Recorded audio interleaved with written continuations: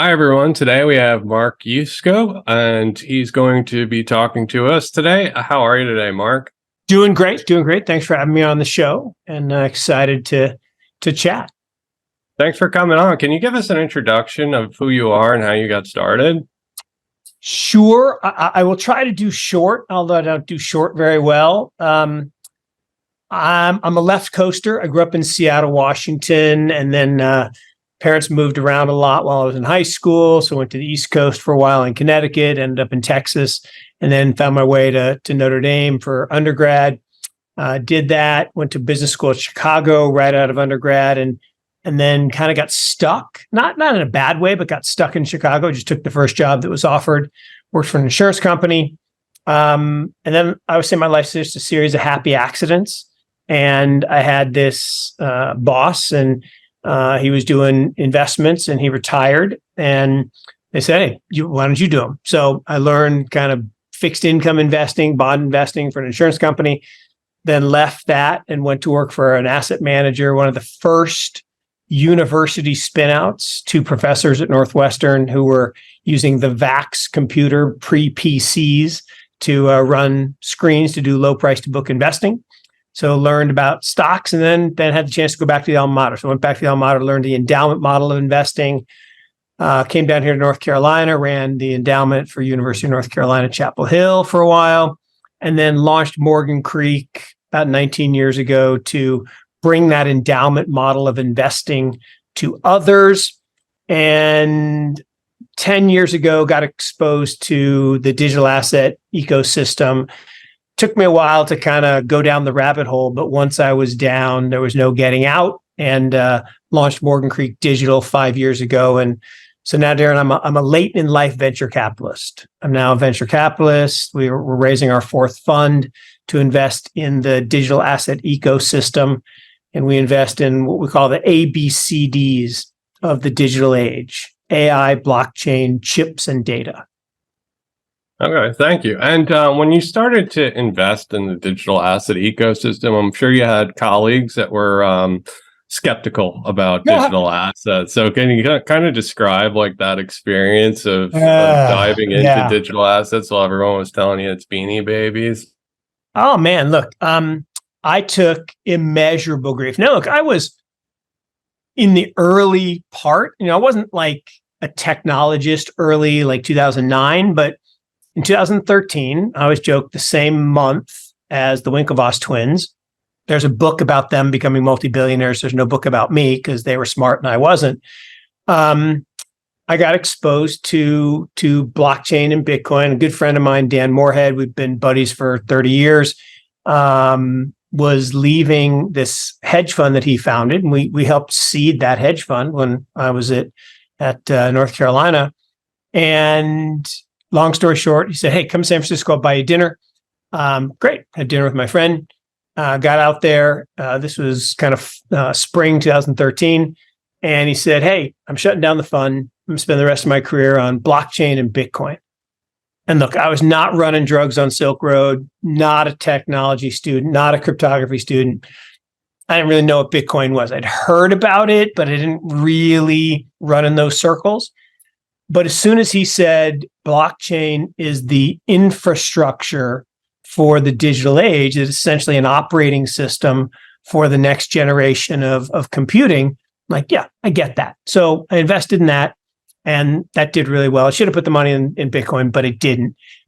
And I did a little bit of work, Darren. I was skeptical, right? I was one of those people who was like, yeah, it's just, some beanie baby thing.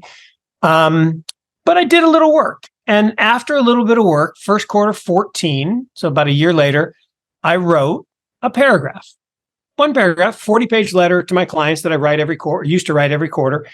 And I thought, this is an interesting special situation. You should maybe take 25 basis points or something and buy it. It looks to be uncorrelated to other assets. It looks like it's going to be something big. I got hate like you would not believe. I mean, people said, "You're an idiot. We're going to fire you. Go back and do your job. Don't talk about magic internet money." Now, the funny thing to me, is the next paragraph was about Saudi stocks. which I will argue is way more controversial than Bitcoin now. But no one gave me hate about Saudi stocks, but they gave me hate about Bitcoin. Now, to be fair, the price was $500. It went to $186 by September. And I was like, they were right. So I'm doing my work. 8 weeks later, it's $1,000. I'm like, no, there's something here. I did a little more work. And that's when I really kind of went down the rabbit hole. And I had this aha moment. I mean, I literally had an aha moment that this is an operating system. Blockchain technology is an operating system, the same way that mainframe computers ran on COBOL and Fortran, the same way that, mini computers ran on Spark, the way personal computers run on DOS and Windows, the way the internet runs on TCP/IP, the way these mobile phones that we all carry around are little supercomputers, they run on iOS and Android, that blockchains were the next platform or the next evolution of computing. And I became pretty convicted and finally convinced some clients in 16 to invest a little bit, Bitcoin, Ethereum. In 17, I met these two young guys and they're like, hey, we should start a venture fund. Like, look, I'm an allocator. I'm a fund to funds guy. I hire other I hire other managers. I've given money to, amazing firms like Kleiner Perkins and Sequoia and Mayfield. And those are the venture capitalists. We're not venture capitalists. So, well, that's what we're going to do. And so we did. We launched a venture fund in late 2017, did the closing in first quarter 18. And look, we just got lucky. I said, my life series of happy accidents. I met this amazing visionary CIO at Fairfax County, actually two of them, Catherine Molnar and Andy Speller, and they got it immediately. Now, this was 2017, 18, when this was not kind of accepted, and they took a lot of personal career risk to recommend us to their board. And I'll tell this one funny story. So we're at the board meeting. And 2.5 hours, which is actually a good thing because that means they're asking the buy questions. They're leaning in.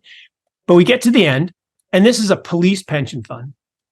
And the chairman is a uniformed police officer, full uniform, helmet and gun on the table, Harley outside, like right out of central casting. And he says, Mark, I hear everything you say, but you want me to go tell my guys that I just put their retirement in drug dealer money?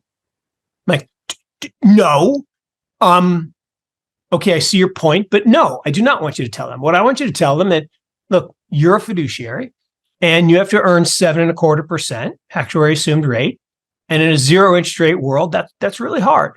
So you have to invest in innovation as an asset class, venture capital. And this is the next innovation of the tech computing cycle. And that's what you should tell them.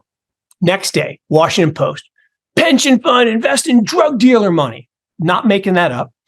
And he was quoted, no, we're fiduciaries and we have an obligation to achieve our actuary assumed rate. We can't do that with traditional assets. We need to invest in innovation, blockchain technology, digital assets are a form of that. It's like, wow, that's awesome. And so that's a long answer to say, yeah, people thought you're an idiot. They said, why would you give up this nice career you've had and blow it with all these, drug dealers and terrorists?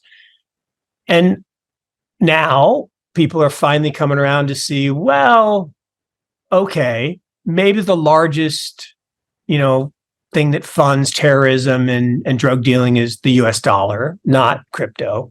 And maybe, as Larry Fink just said on television, think about this. One of the most powerful people in the world, right? Runs the largest asset manager in the world, got on TV and said, yes, this is an asset that's here to stay. And you probably need to have some to protect your wealth against the devaluation of the currency.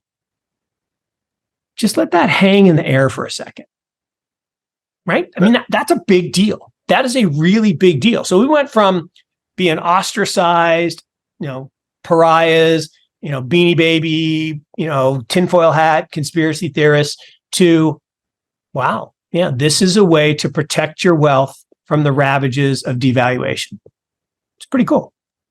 Well, he said that the bond market is undergoing a transformation. So, it's actually it's happening in real time, that the bond market's going through a transformation of tokenization.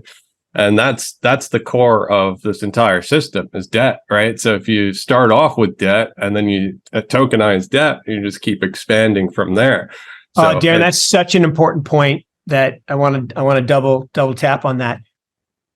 The system is all debt, and that's not necessarily a bad thing. What I mean by that is there's only one money in the world: gold. What is money? Money is an asset that exists in the absence of a liability. Okay, the only thing that meets that criteria is gold. Now, you could say silver and platinum, but essentially gold is what custom and precedent has established for 5,000 years as money. And gold is at the base layer of all the other stuff that we think of as money, but is not money. It's currency. Currency is backed by debt. It's an asset that is backed by a liability. And governments create that currency by fiat out of thin air, backed by more debt. And we now have this debt Ponzi globally that we've built up because of some monks from Portugal from 900 years ago.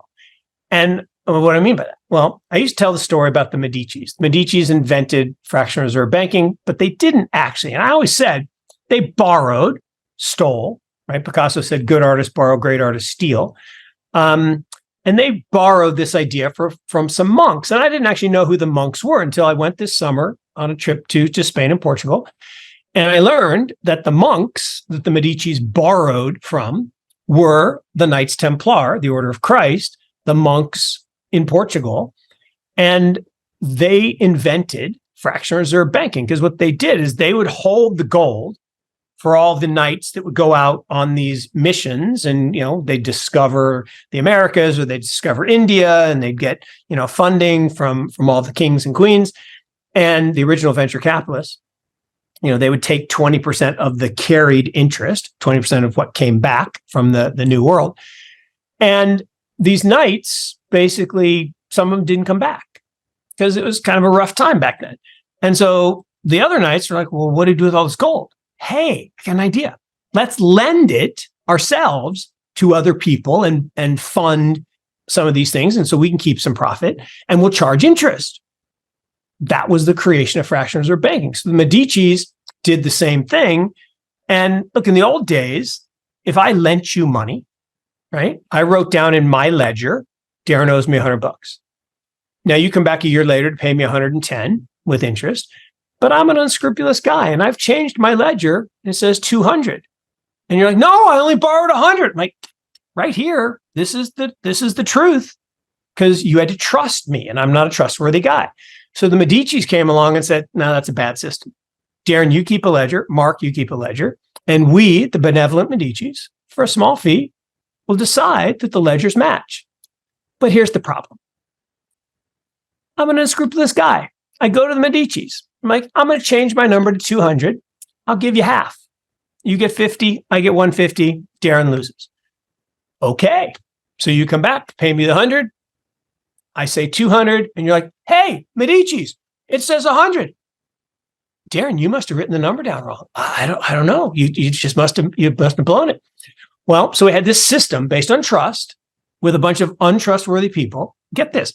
The banks have paid fines larger than the market cap of Bitcoin for fraud, money laundering, all kinds of bad stuff, like cheating Darren out of money that he borrowed from Mark, because they're unscrupulous. And not all of them, but many of them. And now with triple entry accounting, with blockchain, with a ledger that is permanent, immutable, and not corruptible, we solve that. So the banks are freaking out. They're like, no.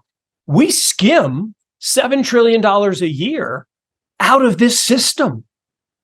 It's 6 to 8% of global GDP goes to the banks for trust. But we can replace trust with truth. we now have a ledger that gives us truth. You wrote down 100, I wrote down 100, and the third ledger says it's 100. And no matter what I say or what you say, the ledger says it's 100. No one loses. We all win. And we take that $7 trillion of frictional costs and we can liberate it, okay, and get more creativity, more productivity.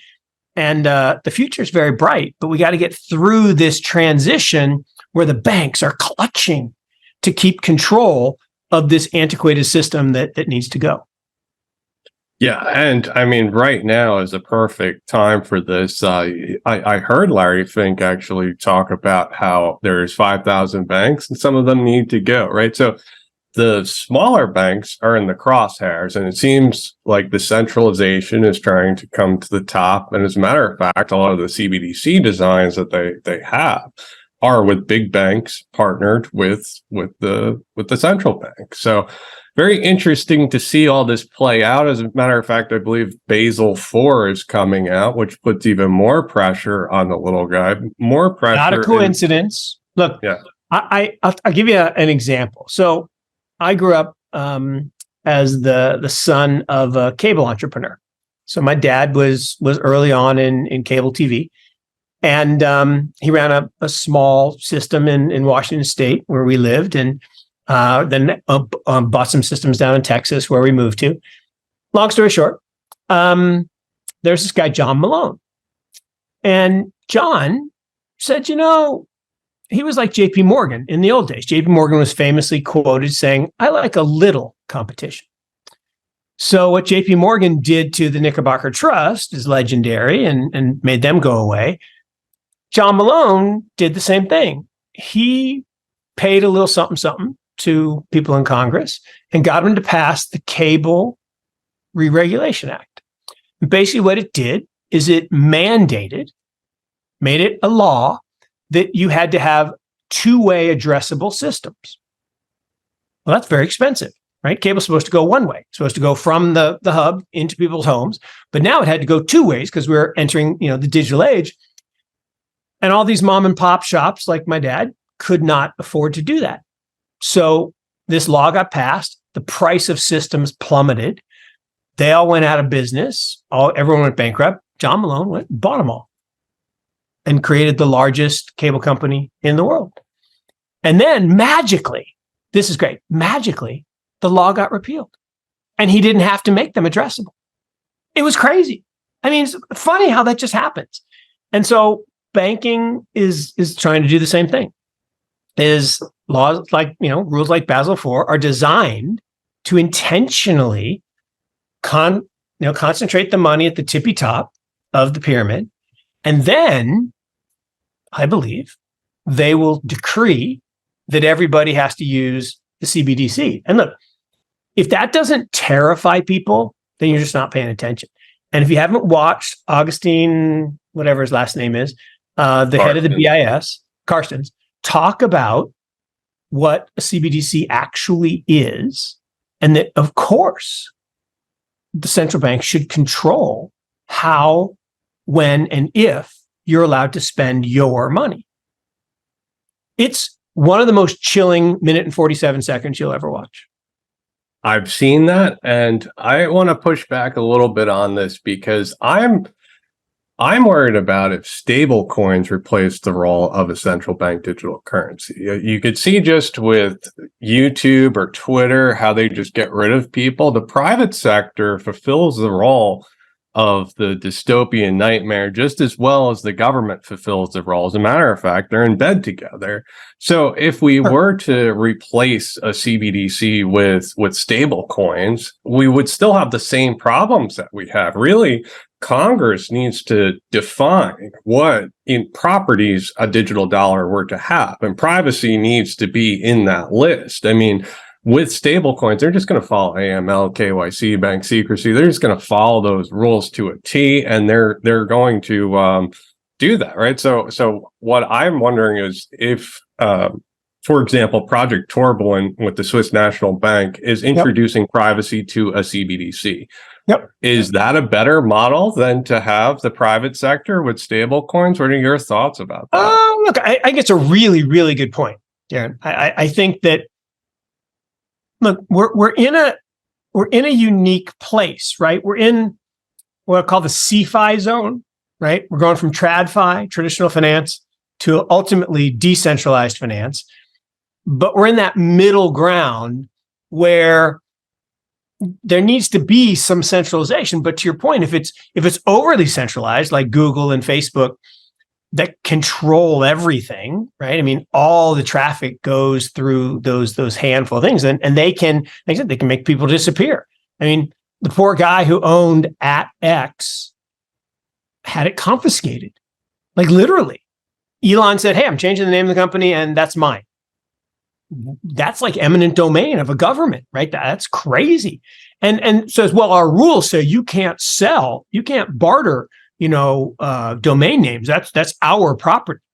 Like, well, yeah, technically you're right, but it is a private network. But that just that makes it more clear that your point is right on. That what we need to do is migrate from these private networks to truly decentralized networks, and that will come. But on CBDCs and stablecoins in and of themselves, I don't think are inherently evil, primarily because they aren't programmed yet, right? They're simple transmission rails for a faster and more efficient, no more T+3, it's T instant and all this good stuff. I mean, I don't know if you've ever, I'm sure you have, but most people haven't used digital currencies like on a weekend or in the evenings, or it's just liberating, right? I can be sitting at my house on Saturday night and I want to buy something, and I can, boom, a couple seconds and I'm done. I don't have to wait for the bank to open up. I don't have to pay a wire fee. It's glorious. And a stable coin takes all the volatility of the price risk. And again, the price risk is not in the assets themselves. It's in the currencies they're priced in, right? One Bitcoin is one Bitcoin, but we don't price in Bitcoin. We price in dollars or yen or euros and the funny thing is there's never been a bear market in Turkey for Bitcoin. The price only goes up because the lira only goes down. Same thing in Venezuela. The bolivar only goes down. So the price of Bitcoin in bolivars goes up, but the price of Bitcoin in dollars tends to fluctuate because the dollar fluctuates differently. But ultimately, the difference between, to me, of a true stable coin that's not programmed to say, oh, if you don't spend it by Friday, it disappears. Oh, Walmart paid us extra this month, so your money doesn't spend at Target this month. It only spends at Walmart. That's the dystopian, nightmarish stuff that could happen in a CBDC world where, I always joke about, you get paid on Friday. You get your CBDC and you go out and have a few cocktails, you drunk text about the president, you wake up the next day and your money's worth 70 cents on the dollar. That could literally happen. That's crazy. Or you donate money to the truckers and they shutter your account, right? They just take all your money back. So we've seen people get deplatformed off banks recently, people who were supporting things that the government didn't like. But to your point, the private enterprise could do the same thing. I was a big proponent actually of the Facebook project to create the coin. And because what I liked about it was that you'd immediately airdrop it to 3 or 4 billion people. To me, what's wrong with Bitcoin, if anything's wrong with Bitcoin, is that it's not widely held enough. At the earliest days, so many people were skeptical that they didn't get the broad distribution. And as much as I don't love WorldCoin, I do like the idea that if you scan your eyeball and get a unique identifier, you can get some. Now people say, oh, but what are they going to do with your eyeball? Well, people who joined Clear have had their eyeball scanned, myself included, and they're really not using the picture of the eyeball, so people can't steal your eyeball like in Minority Report. It's creating a unique digital barcode from that image. So it's really the barcode that needs to be stolen, not the eyeball. So I'm a little less leery of it than I was at the beginning. But I do think that anything that allows us to get broad distribution of digital assets and replace the 70-year-old technology of FedWire and ACH and Visa and MasterCard and all the things that we think of as money that aren't money, they're just debt and currency, would be better. Yeah, I mean, the Department of Justice works with Tether, and like if you are on Twitter and you follow whale alerts, you'll see accounts getting frozen. And I found footage where they're actually working with Tether, and Jeremy from Circle will point out that they go to court if somebody's going to get sanctioned. They'll actually fight for you. Same speech Brian Armstrong gives from Coinbase with pushing back on the government. However, they'll try to a point. They'll try to a point. It's kind of like I got an argument with a maxi once who said, I'll go to my grave with my seed phrase. No, you won't, because they won't point the gun at you. They'll point the gun at your kids, and then you're going to give up your seed phrase. You just will. And so, yeah, there are if they put Brian Armstrong in a cell, he's going to give up your data. And that is the nature of centralization. That's why I say we're in this intermediate ground where if you're in a centralized system, you have that risk. No different than a bank, right? The money, everyone listening to this call has money in the bank. Every single one, right? That money is not ours. We gave it up. It's the banks.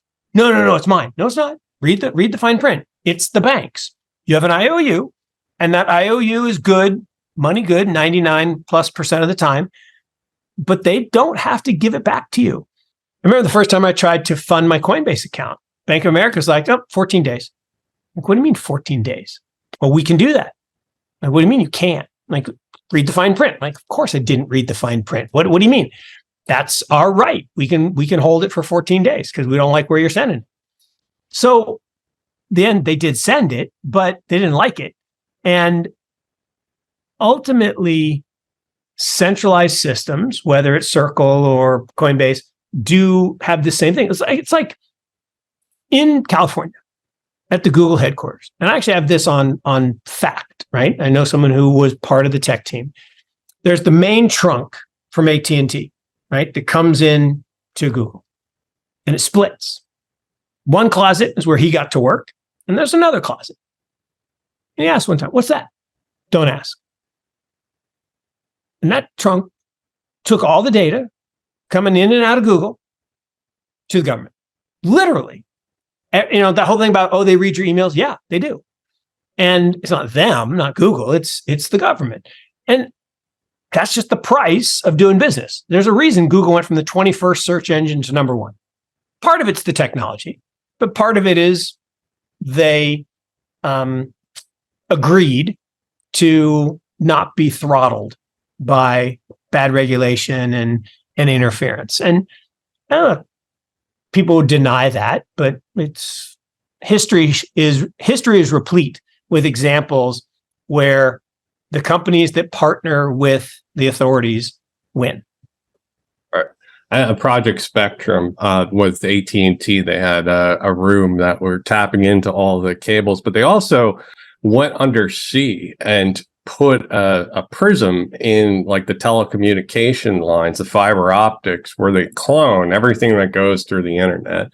And they have databases that are, size of buildings, just filled with storage where they have encrypted data, and they say they don't look at it. They swear they don't look at it, but every once in a while, if a telephone number comes by or something, they will query it against the database, and when quantum computing comes, they'll be able to break the encryption. So it's a really scary thought to know that every single part of you that's ever interacted with the internet is being stored somewhere. And when we get to the part where technology is at a point where it can decipher it, that's the really icky part, the really crazy part that I'm worried about.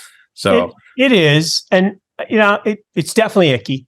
But there's the beneficial side too, right? Our lives are significantly better for the technological advances, and now privacy has been an artifact or a relic for a while. If you think you have privacy, think again, right? I mean, if you're using a Visa card for your transactions, you gave up your privacy. If you're, talking on a mobile phone, you gave up your privacy. I mean, there are people who try to get off the grid and, don't be part of the digital signature, but it's pretty tough to live in this world without it. Now, are we going to have the dystopian kind of rogue AI that everybody's worried about? Yeah, I don't know. I don't think so. I go back to my 8th grade computer teacher. I'm 100 years old, so this is a long time ago. And it's back when you had the handset, and it went in little rubber things, and it went and talked to the mainframe. And so just remember that a computer is as smart as a screwdriver. All of the intelligence of computing is human. It's the coding, and it was but they're going to become sentient. The Mission Impossible, the new movie is all about this. The AI becomes sentient. No evidence that I can see that we're anywhere even remotely close to that. But I could be wrong. But yeah. I'm not too worried about it. Yeah, I mean, AI has done some amazing things, and Sure. that's been boiling under the surface for a while. But 55 years. AI is a 55-year overnight success story. Right. It's been in the barest of darkest cold markets forever, and then it just emerged now. So it's starting to get noticed, but it's always been there, right? It's always has been there. Now, as far as decentralized protocols are concerned, would you define yourself as like a Bitcoin centric type of person, or are you more like for layer ones? How would you define yourself? Are you a Bitcoin maxi?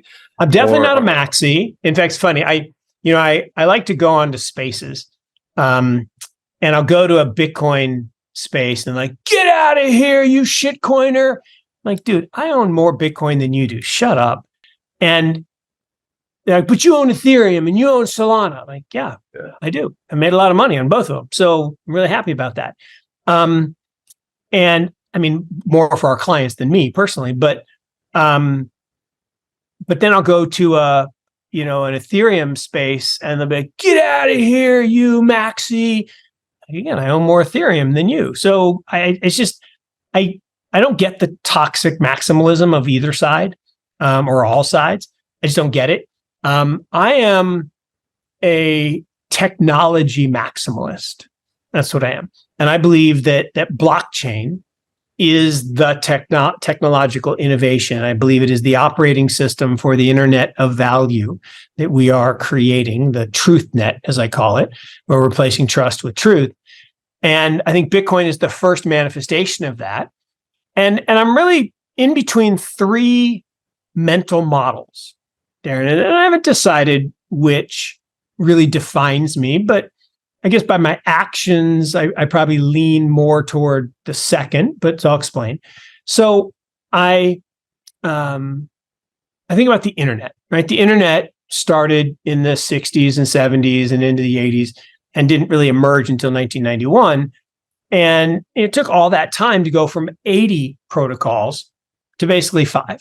Today, there are 5 protocols that we use every day. You and I are using TCP/IP right now. That's the base layer of the internet. Allows things like voice over IP, et cetera. Then there's FTP that allows files to transfer back and forth. So after we, record this, there's this big giant file, and to send it across the internet, we need FTP. Then we got www that ties everything together at the tippy top. And then we got HTTP for websites and SMTP for email. So those 5 protocols basically run it. There's a couple others, but basically that's it. So if I use the mental model that was Web 1 and Web 2, and Web 3 is just the new iteration of that, then Bitcoin replaces TCP/IP as the base layer. Filecoin replaces FTP as the file management and storage protocol. And then www is kind of like Ethereum. It's like a toolkit to make other stuff. The place I get stuck with this model is SMTP, HTTP, Is it Polkadot? Is it Cosmos? Is it Avalanche? Is it Solana? None of them are really perfect as a match, so it doesn't really map. But that's pretty close. Bitcoin, Filecoin, Ethereum, maybe it's 3 instead of 5, but that kind of works. Then there's the maxis, right? You say, no. One chain to rule all chains, only Bitcoin, then Lightning, then an L3, then an L4. Everything else is, inferior. I will lean that way, and that I believe proof of work is way better than proof of stake. That's just me personally. Solves the double spend problem better. It's not corruptible. I just think it's a better system.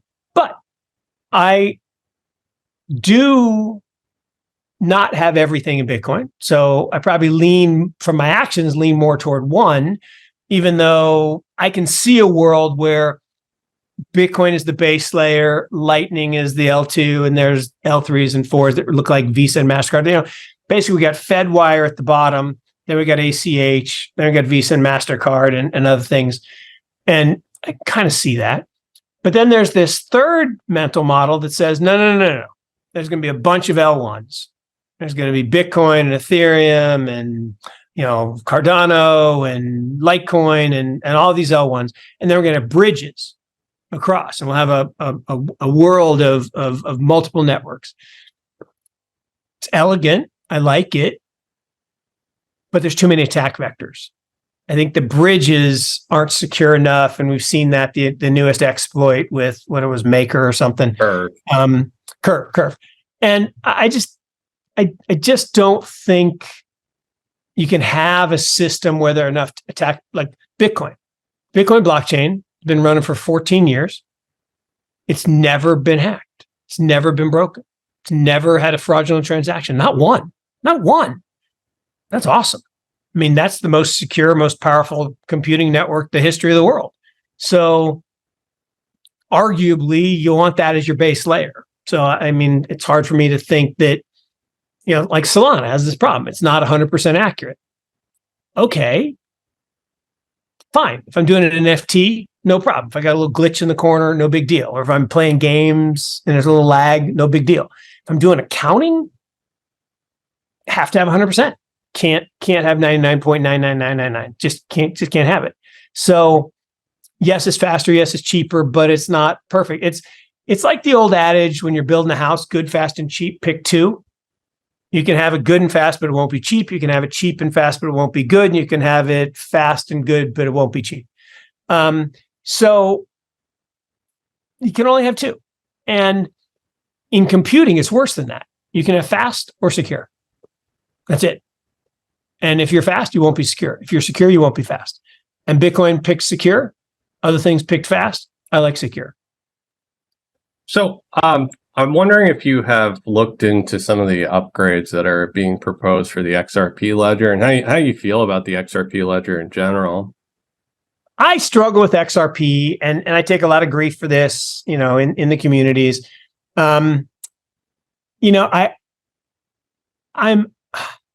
open to the idea that it's a better rail, and that if you could get banks and brokerage firms and insurance companies and the like to integrate it, it could work. But at least so far as I can tell, there's very little evidence. There's lots of announcements with very little behind it. And I think the idea is elegant. I think Brad's a very smart guy. I think I hate the way they issued it, and so does the SEC, because they deemed it a security issuance, which it was. And they also Judge Torres made the right ruling that all of the things like between you and I aren't securities. That's clearly the right answer, even though the SEC is appealing that and says, you're wrong, Judge Torres, but she's right. I don't like the concentration. I don't like how the foundation and Brad and a few other people own so much of it. Now they fixed that. It's down from 70 to 50, or maybe it's even sub 50 now, but it's still too high. So in my mind, it's still corruptible. And I don't see any real major adoption that anyone's pointing to. The same way, people can point to Ethereum or even Solana has had some big design wins. So, but I'm open to the idea that there could be more good tech added. Look, if I think about crypto, I always describe it's like business school. There's Harvard, Stanford, and everyone else who thinks they're number 3. Right? I'm a Chicago guy. We think we're number 1. We're never number 1. We're not. We might be number 3 sometime, but Harvard's always number 1, Stanford's number 2, and everyone else thinks they're number 3. And to me, it's Bitcoin's the king, Ethereum's the crown prince, and there's all the other princes that hate each other. It's like Saudi politics. But if I had to rank the others, XRP, Dash, Monero, handful of others would be higher up in that number 3 stack. Then you got the dog shit coins and all that stuff that I just think is a waste of time. I don't get it, but I haven't got it since day one, like Pepe and all this stuff. I look, that is Ponzi. That is just Ponzi. And Ponzi can go on for a long time, and maybe there's a reflexivity to it that the Ponzi gets big enough that you can take some of the treasury and spend it on developers and actually get some use case and get, maybe you can buy a Tesla with Doge someday. I doubt it, but okay, maybe. Or use it to, look, there is a world. Think about this. There's a world in the future where you're in your car, in the back seat, you won't drive. You're in your car and it needs to charge and it pulls into the fast charging station and the little thing clips on and charges in a couple minutes, not 45 minutes, but in a couple minutes. You won't get out of your car and put a plastic card in a big machine. Oh my God, never would you do that. The car will make a micropayment to the machine. Could that be Doge? Okay, maybe. I doubt it. Could it be XRP? Maybe. Could it be Bitcoin? Maybe. But that's going to happen. And then you're going to pull away and then you're going to get on the freeway and you say, I don't want to be in the slow lane. I want to be in the fast lane. And so you get in the fast lane. The thing's not going to take a picture of your license plate and send you a bill. The car is going to make a micropayment to the fast lane. So that's all going to happen. And whichever crypto does that, whichever becomes the medium exchange for that, that could be big. Yeah, so Ripple has taken kind of like a top-down approach. From the get-go, they were selling RippleNet to banks, right? And they picked up some traction with 300 plus banks, but this was a technology that didn't use XRP.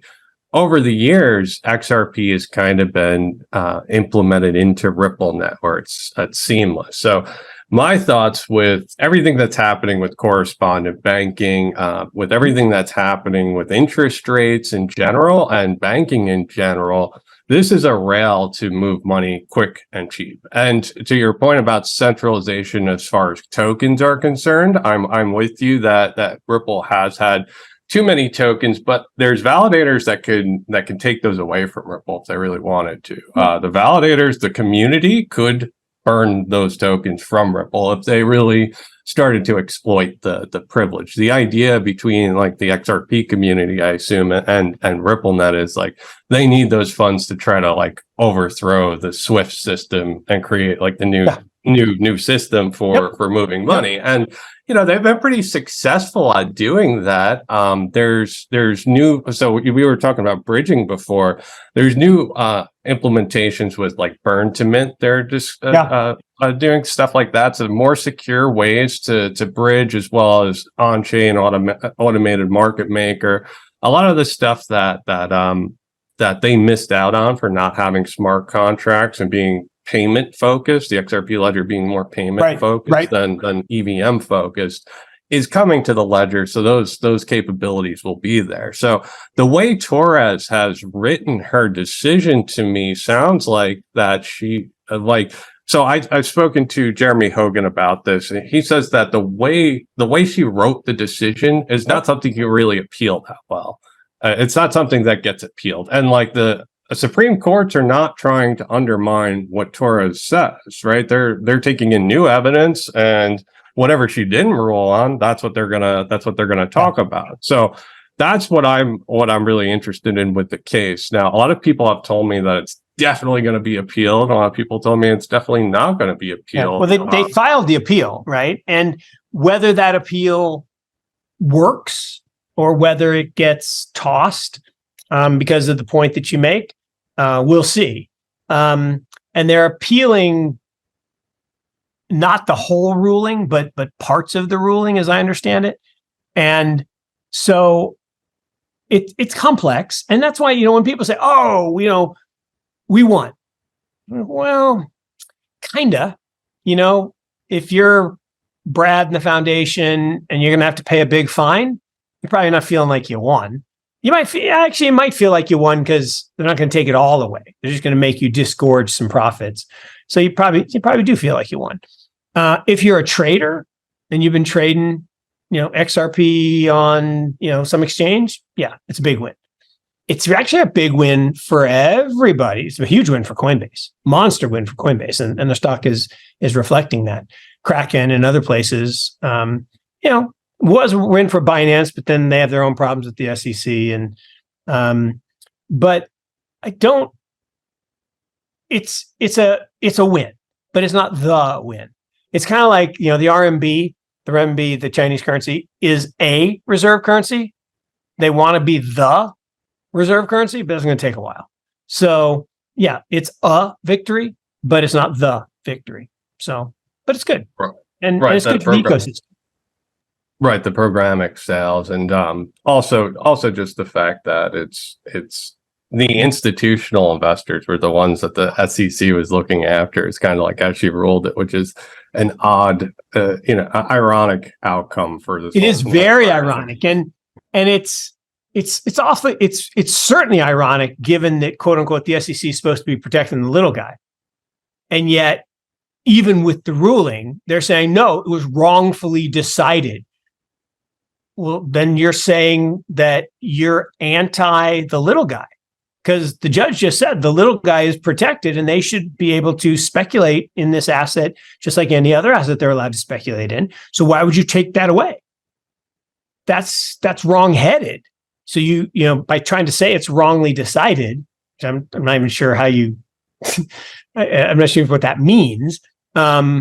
Basically you're saying, she's wrong, but she's the judge. You're not. So I get it. That's what lawyers do. They get paid to obfuscate and create contention, which then has to be ruled on again.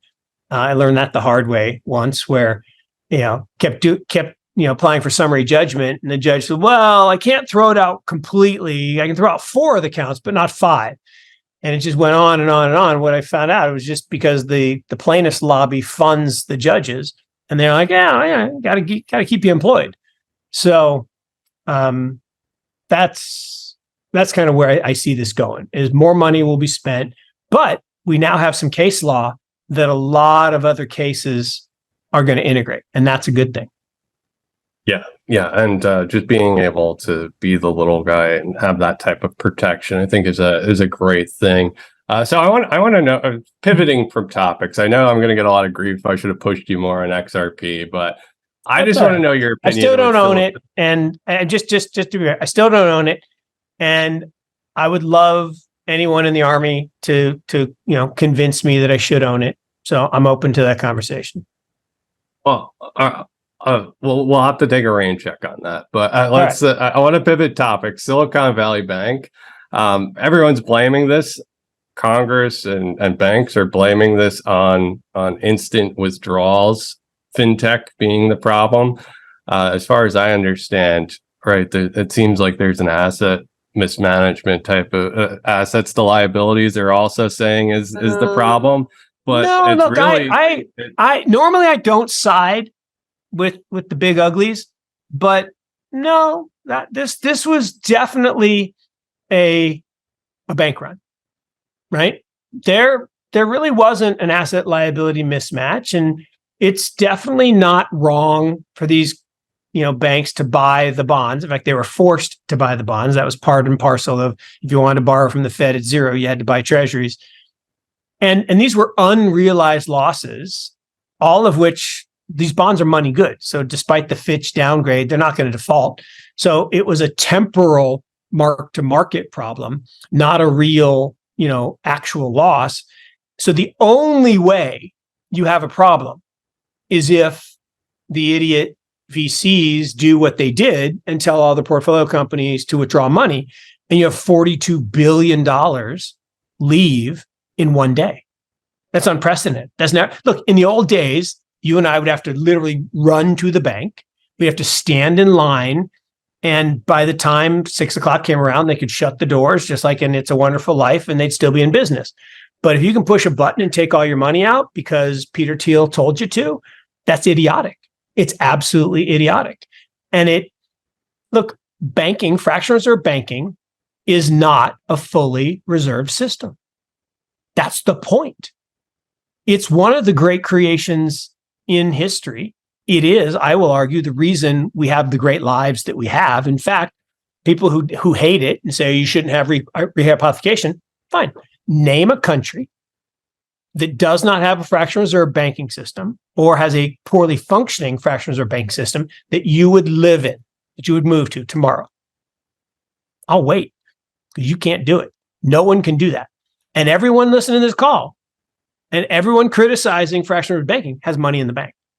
They may have a lot in crypto, they may have a lot in self-sovereign, but they have money in the bank and they still transact in fiat.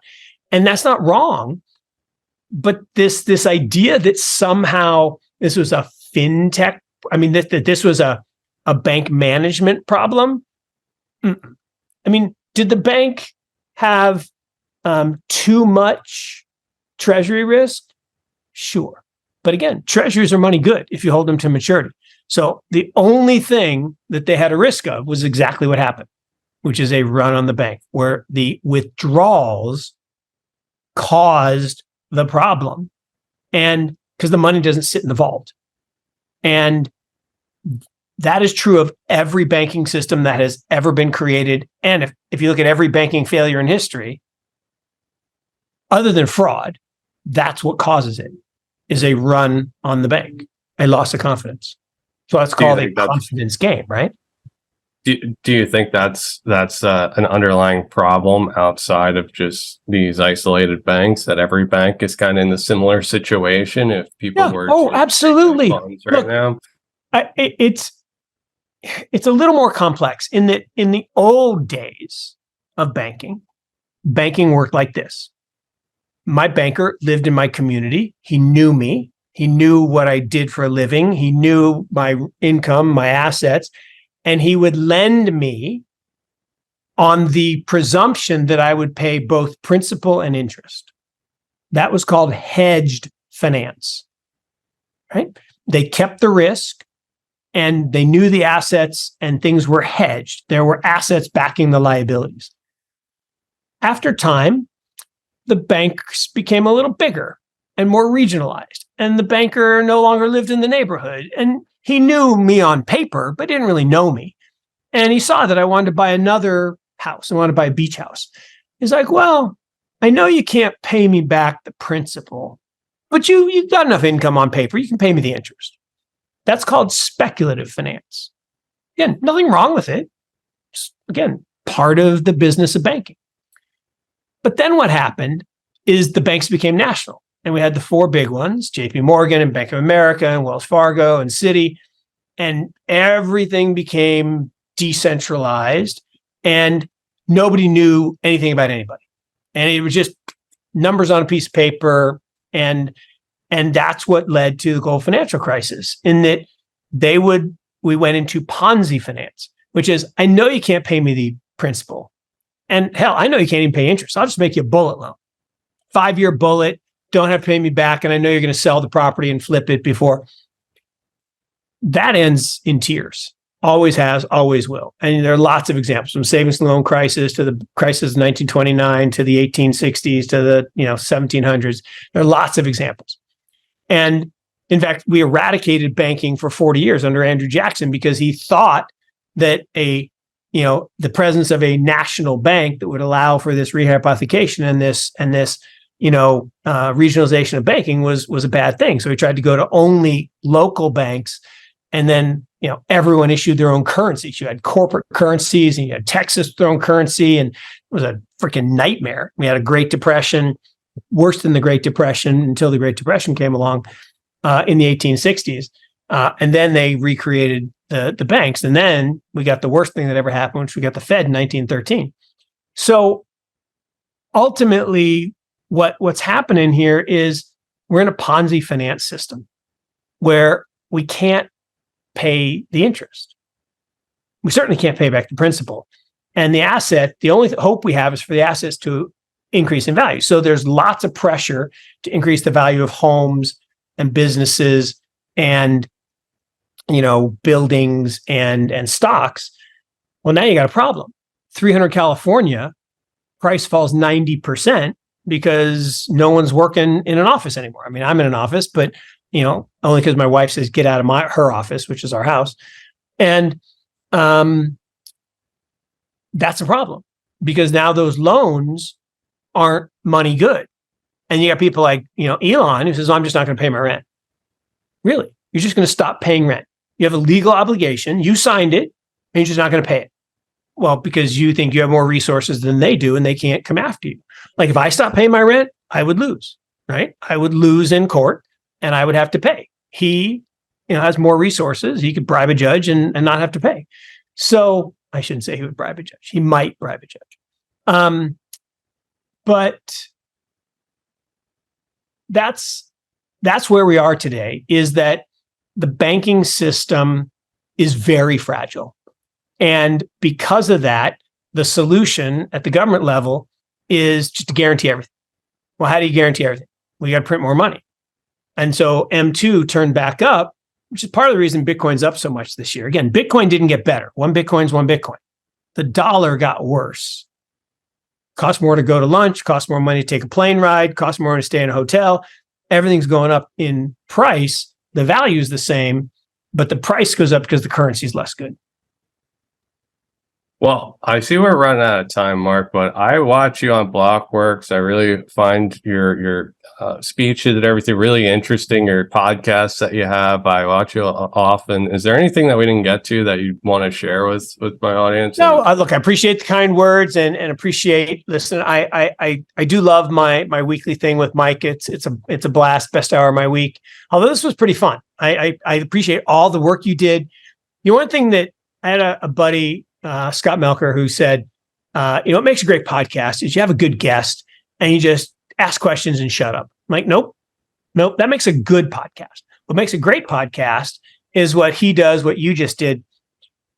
You do research up front, you ask good questions, but then you actually listen to the answers and ask better follow-up questions. Because at the end, the questions are way more important than the answers. I'm full of answers. I talk too much. My wife will tell you. But the key is having the right questions to talk about, because that's where the dialogue and debate and search of truth happens. And so, there's so many things we could talk about. I guess the only thing that we didn't really get to is, we're in this macro fog right now.